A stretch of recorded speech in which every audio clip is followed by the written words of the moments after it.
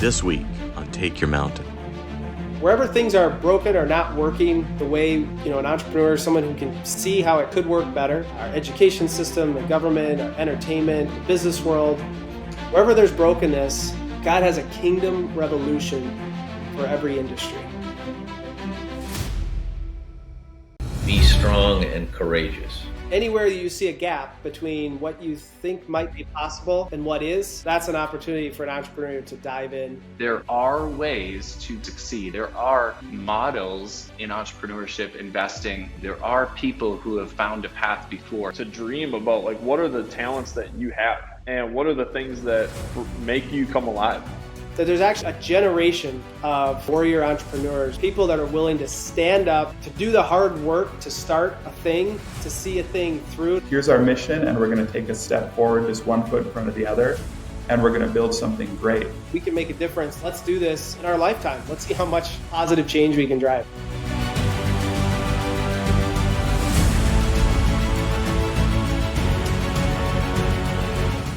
Welcome to episode 1 of the Take Your Mountain podcast. My name is Mick Pickett, and I'm guest hosting today as we interview Jason Weimer, founder of Gratūs Funds. And I've had the privilege of getting to know Jason over this last year, and I'm honored to be here. Cool. I'm excited. Thanks, Mick. Thanks for hosting.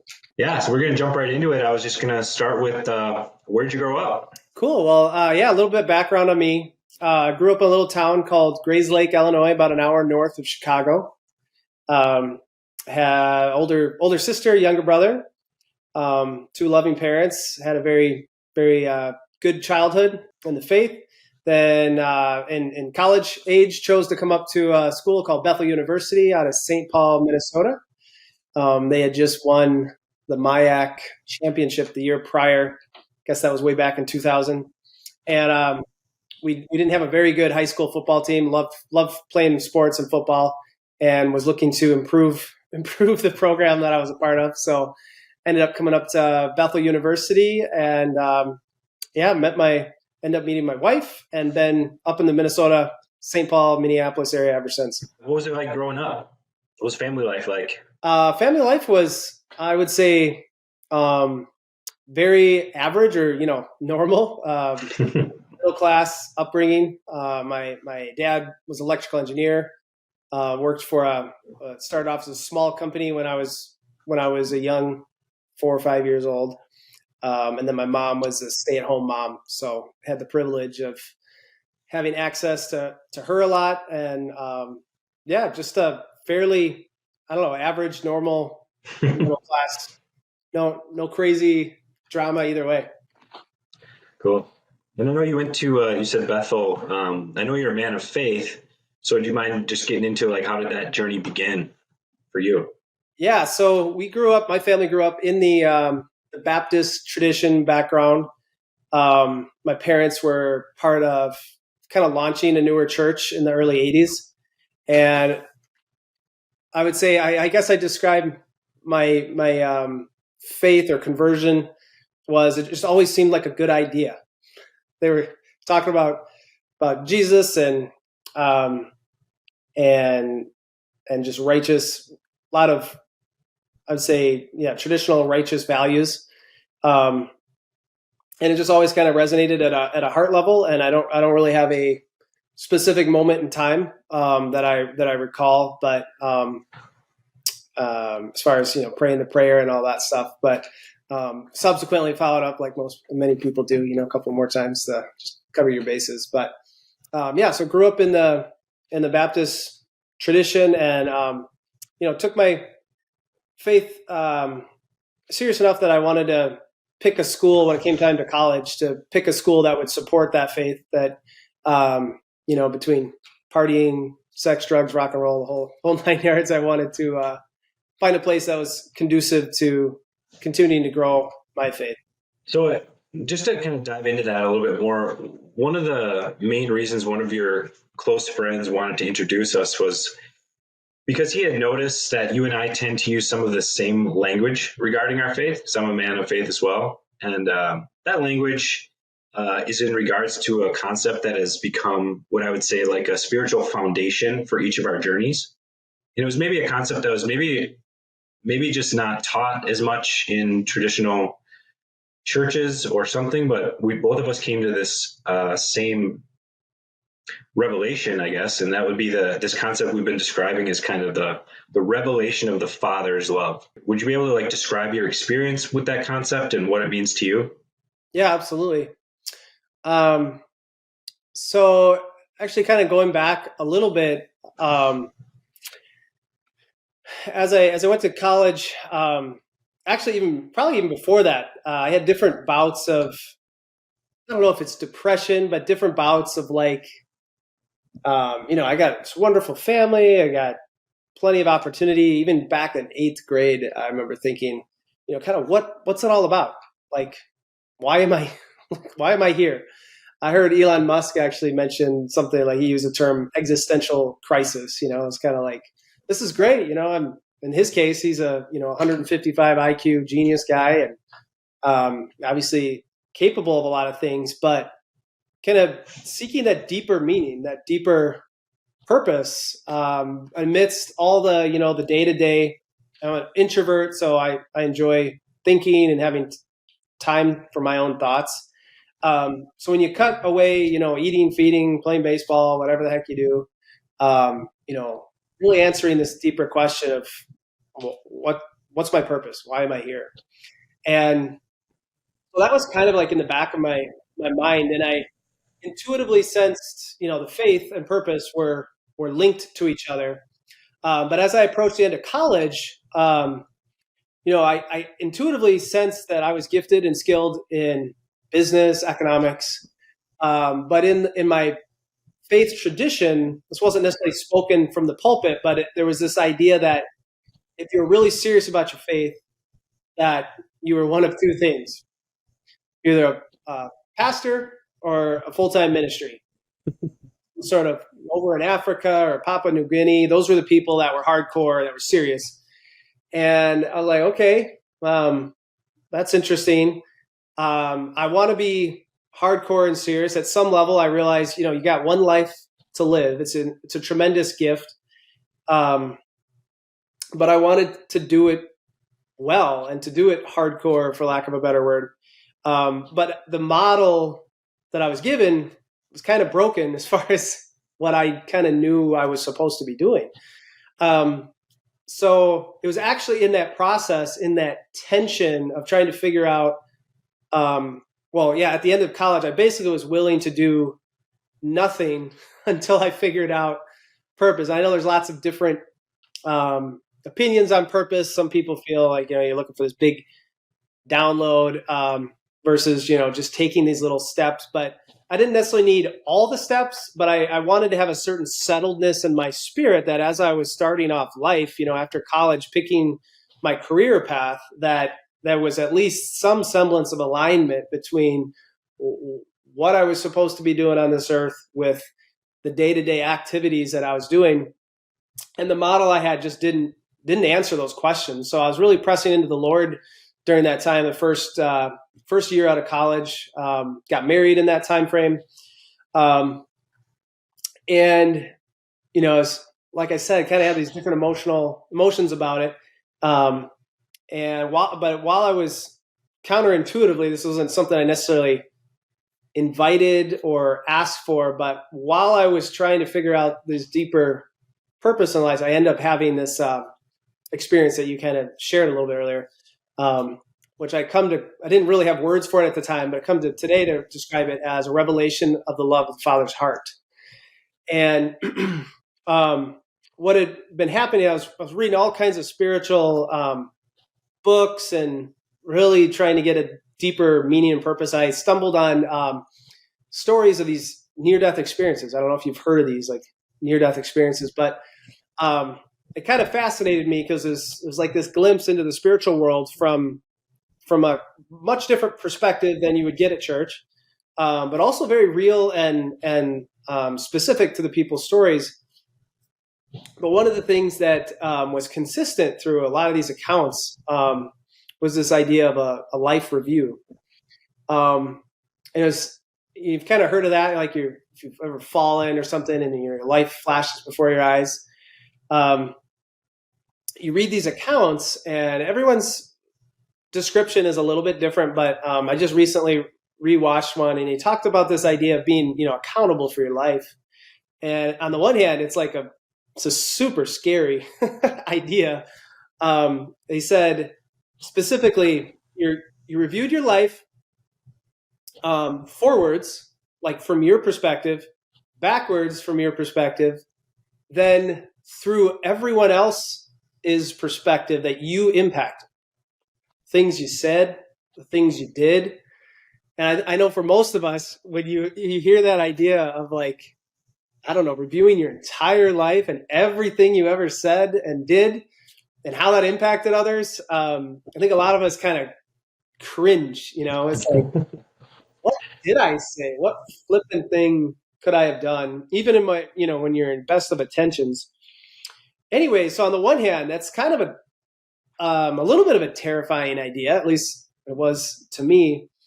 But also what you had countering to this in every one of these stories was this idea of just this loving presence that helped you process that. And just as, there's plenty of things people had to be happy about, but there, and then when it came to things that they were like, oh my gosh, that really hurt so-and-so's feelings or whatever, there was this presence, this overwhelming, unconditional love that kind of surrounded them. And from what I could tell, made it not only a tolerable experience, but a beautiful experience. And anyway, so I started kind of getting obsessed with these and reading these different accounts.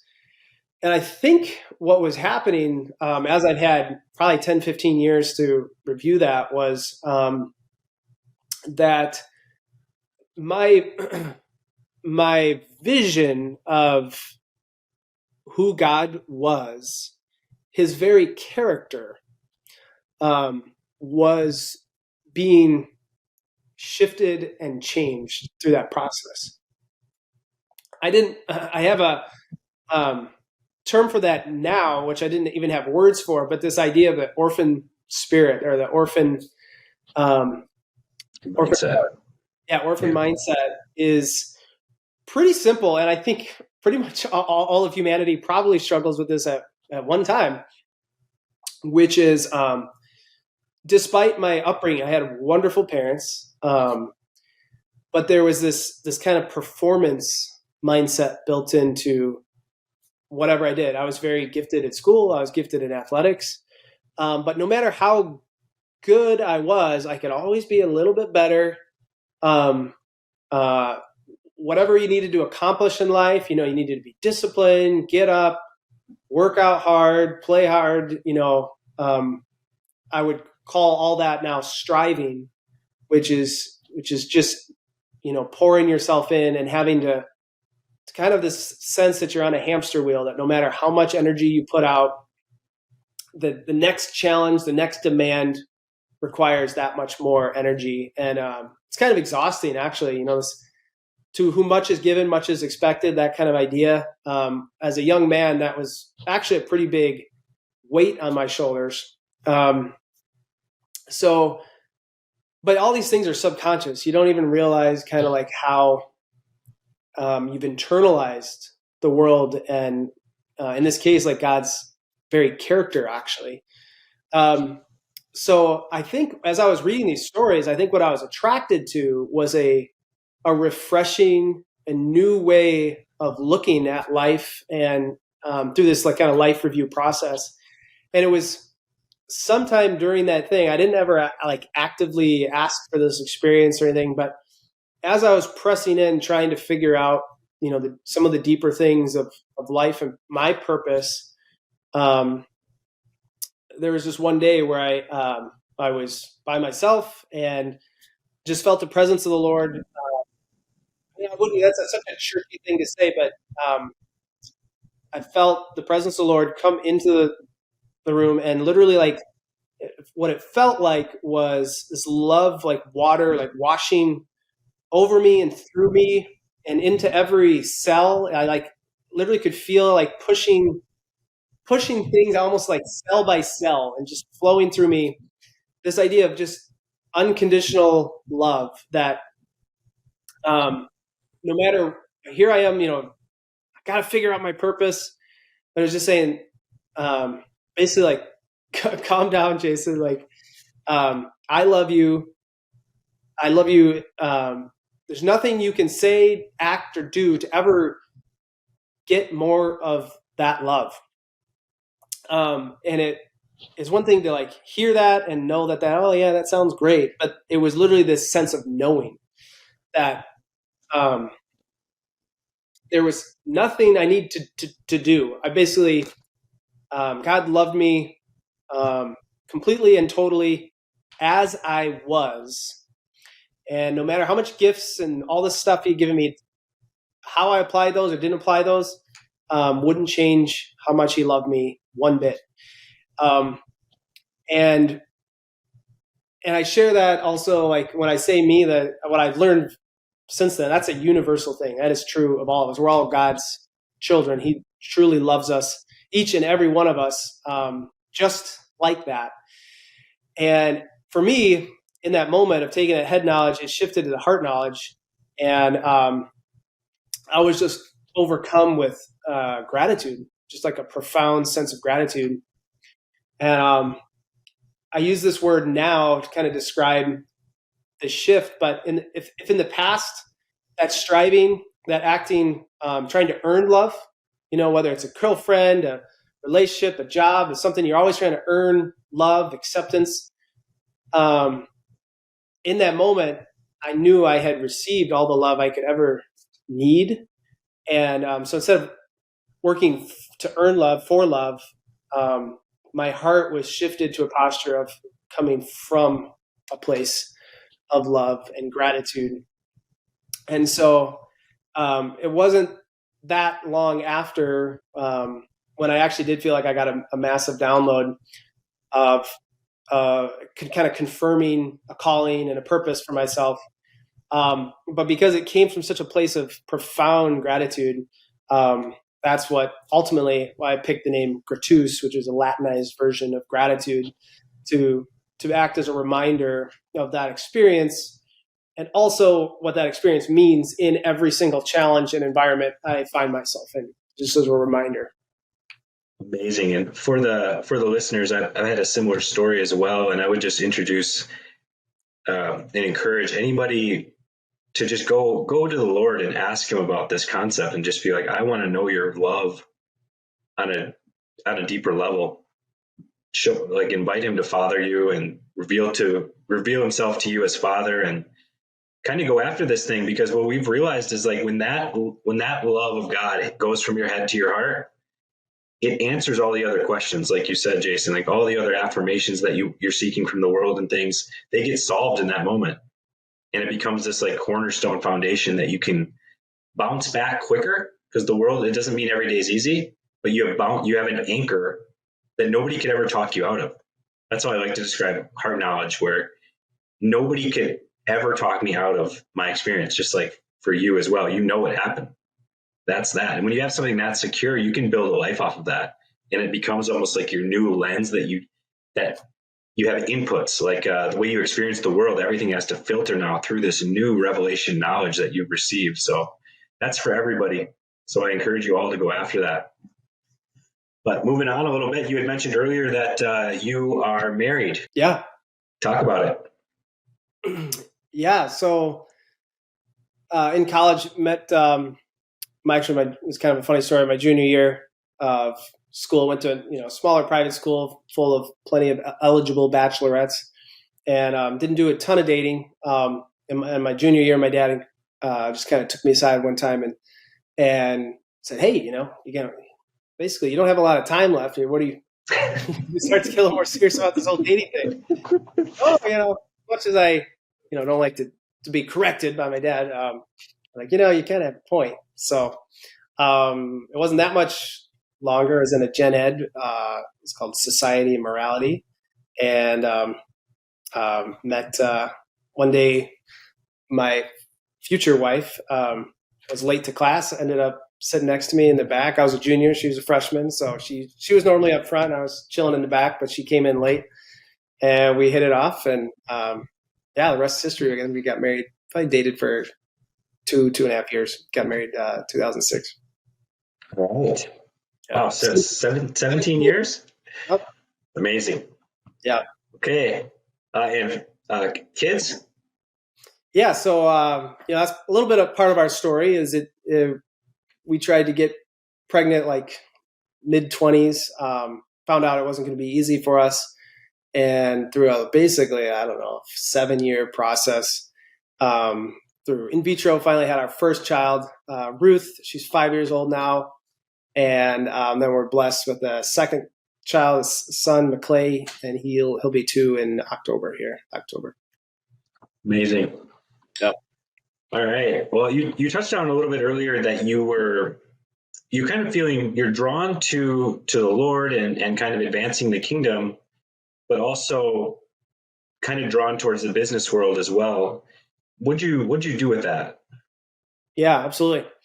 Well, as I said, in this year after college, I was basically, I guess I describe now a visual is I kind of had built this faith up, right? And there's all these like assumptions on top of beliefs. And I felt I was up on top, kind of swaying in the wind, where I was like, I felt there was plenty of good stuff below me, but there's plenty of stuff that probably wasn't core or central. And so I made a decision, just like implode the whole thing, like blow the whole thing up and start fresh. So I was very open. I was learning. I ended up reading the Quran. I ended up reading lots of different things just to like, what's all out there. But after kind of going through this process, I just felt like I ended up with a much simpler faith that's like not at all religious. As simple as like you're put on this earth for a reason from your Father. You're a child of the Most High, and like that relationship is like that's the key relationship. And once you kind of understand that, like everyone's relationship with the Father is going to be different, just like everyone relates to one another slightly different. So some people hear through dreams, some people hear the audible voice of God, some people just have impressions, but basically, the tenet, love God, love others, like that really is what I attempt to be my faith in a nutshell.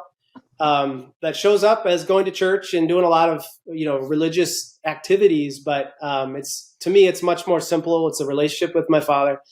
And then discovering that God is a creative God, that God's, the classic kind of critique of the boring Sunday experience. Like if you find life there, then do that thing. But like God's designed us for a purpose.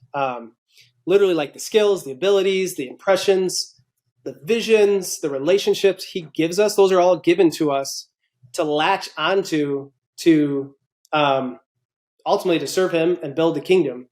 But what I realized though is that the Lord wanted to show me, before you do any of that, don't worry about that. Don't get ahead of yourself. You'll get to do some cool stuff, but just rest in the identity in me. And subsequently, I later on, this stuff's all over the Bible, but we just haven't quite accessed it the way I think we're meant to.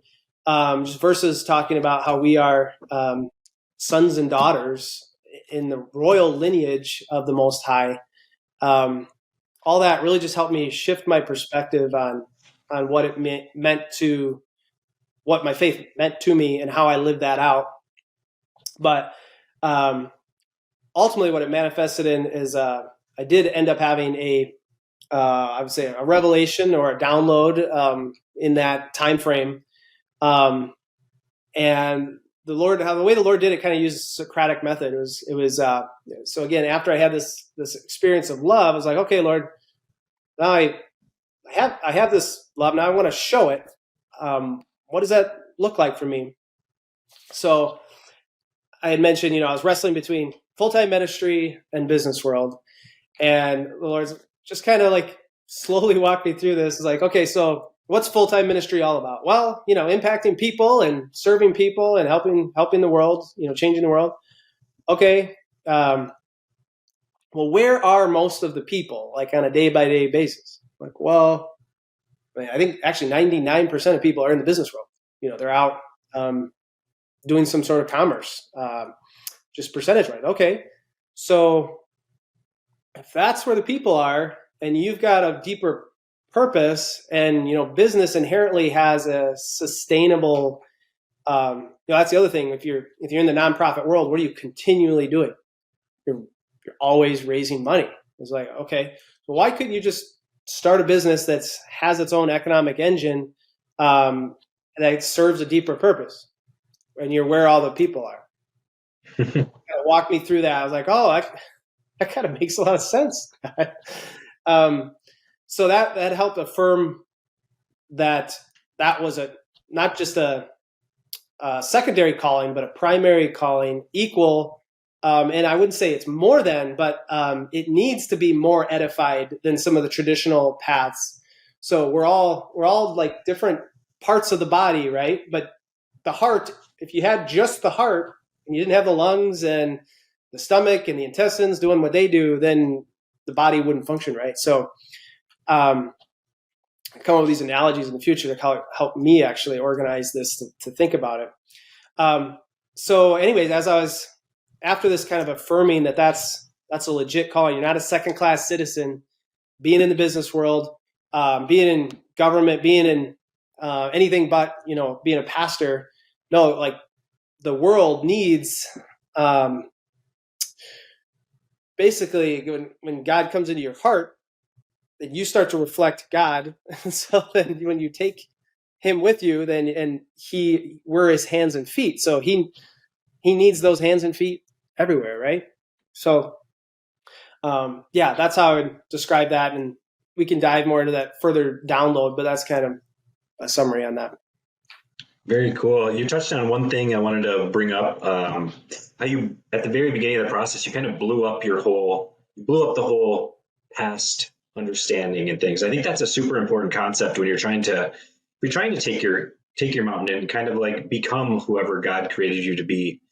And we've all learned different shades of Christianity or different ideas about the world based on our experience or mentors that have taught us things. But if you want to step into a deeper relationship with the Lord, you kind of got to get quiet with him and just say, and just kind of surrender your previous understanding. Almost just set it aside and say, Lord, I'm here. What do you want to work on in my heart or my mind next? I want to go your way. And so you basically did that without even knowing you were doing that. Like, this is kind of the idea. And I think that's a prayer he wants to answer. So what did you do after college? What did you do in business first?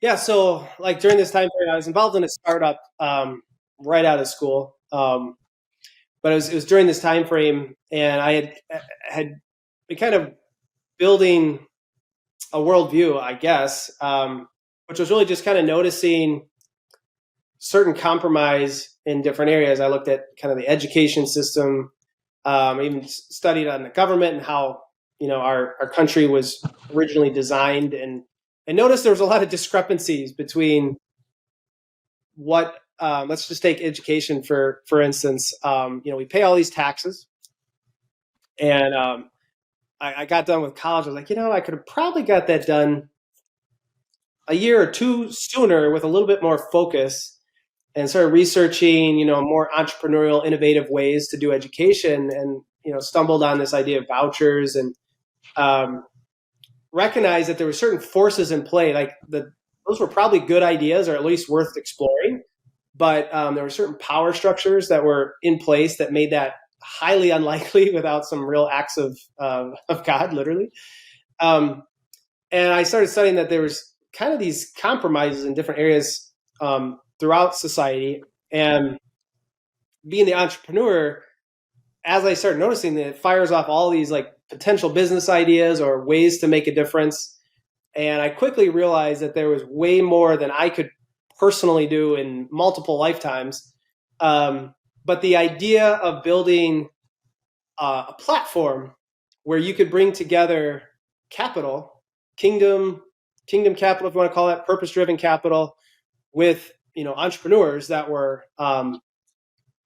designed and built and excited to tackle some of these challenges and bring those two things together. That's what ultimately became the inspiration for Gratūs Capital. First, doing it for ourselves, like doing successful investing for ourselves, but all with the intention of building a capital platform that we could launch businesses and improve the world through entrepreneurship.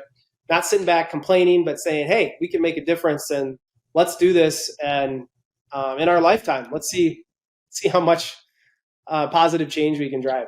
So we're trying to integrate our faith and our relationship with the Lord into the marketplace, our day-to-day business and things like that. So it's like when you have like let's just say an everyday decision, like how does your faith play a role, I would say just in your normal decision making throughout like your business day?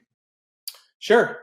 Well, I recently heard someone say, there's a verse that says, you're supposed to pray without ceasing. It sounds kind of unrealistic, right? It's like, well, I'm not going to be, our Father who art in heaven, right? I don't think that's what they mean. I heard someone define prayer as focused intention of the heart. I mean, they said it more succinctly, but it was based this idea of what are you intending to do and for what reasons?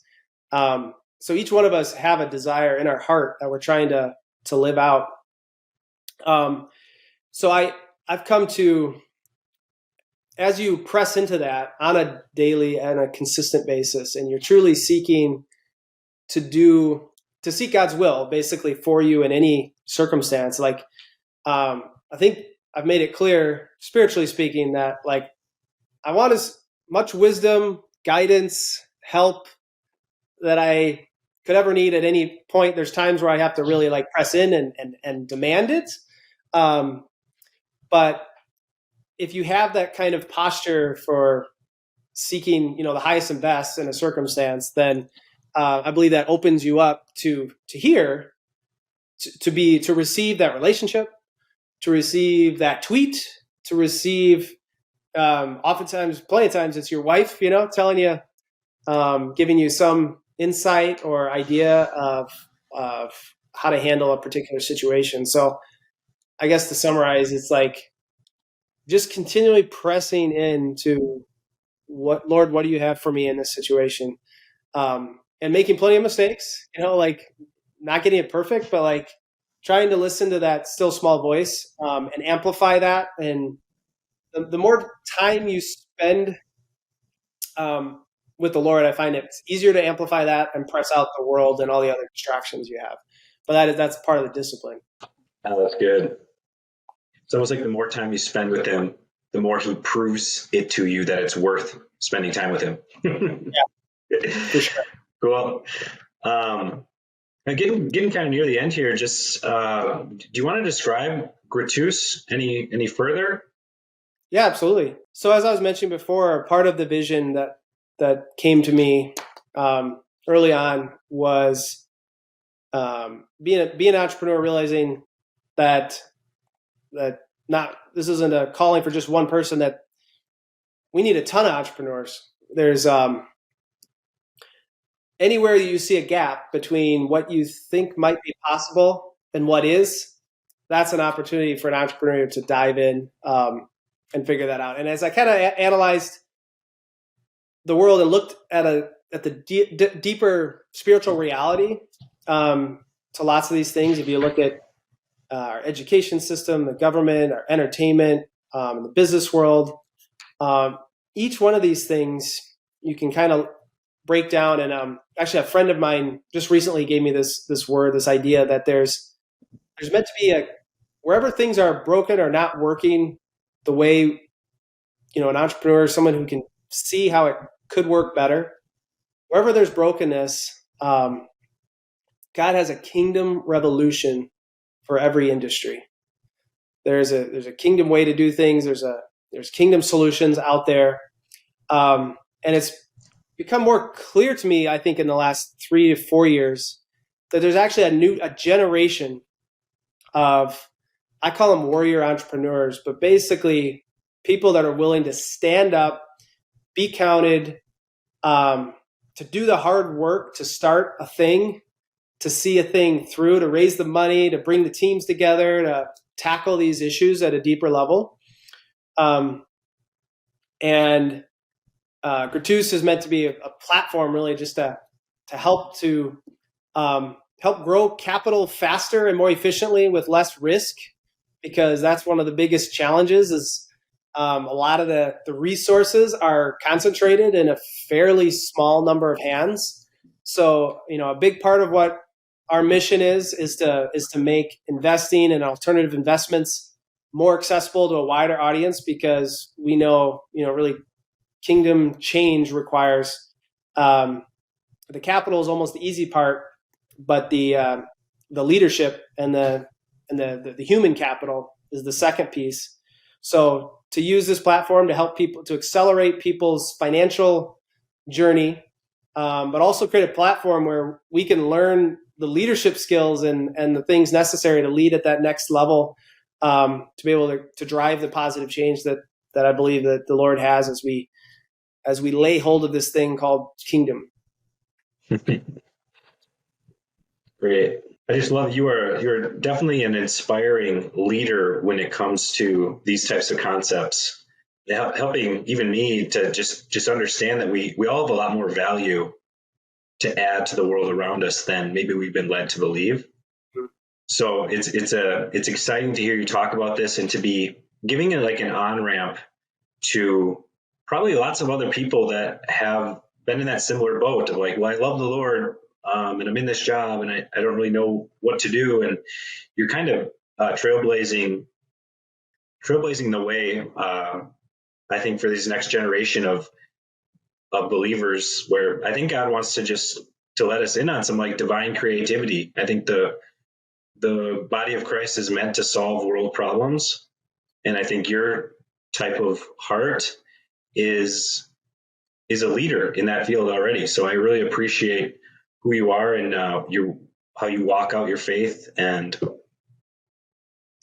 a very genuine person that I am so honored to know. So I appreciate you, Jason. Thanks, Vic. Yeah, I mean, that reminds me, if we leave on one concept, it kind of goes back to the beginning of my story, is one of the key attacks that we take on this earth is around this idea of identity. Like, who are we? Because if we know who we are, then a lot of other things fall into place. And, obviously I shared my story of feeling the sense of love, but then going back and finding the Bible verses to kind of support that when Jesus came and died, he paid the legal price for our sin, and bought back our original identity, which is sons and daughters in the royal lineage of the Most High. Even just using the term saints to refer to Christians, so much we're talking about sin, and sin's real, and sin is harmful, but Jesus overcame sin to free us to live into the highest identity that God called us. There's a verse that says, "You'll do the same things I do and more." What's he talking about? I actually don't fully know what he's talking about, but what I do know is it sounds pretty stinking good. And there's a huge gap between what we're doing and exercising today and what I think the intended potential for who we are in Christ is. And so that's really what this podcast is about. It's discovering at a deeper level who we are and connecting that to the kingdom change that's needed in the world. And my desire is just to learn, to build a community where we can learn together, do deals together, and pursue God and purpose at a higher level in our lives. Amazing. I love it. Well, thanks for doing the interview, Mick. I really appreciate you kicking us off on this first episode of Take Your Mountain. Yes, I'm excited for you and all that you guys are doing at Gratūs. All right. Thanks, Mick. Next week on Take Your Mountain. I don't remember the exact day, but came up really with the mission statement for my life. And that was, number one is to build the kingdom and share the love of Jesus.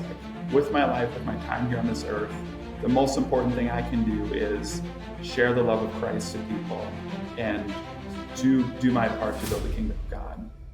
Don't forget to like, subscribe, and share.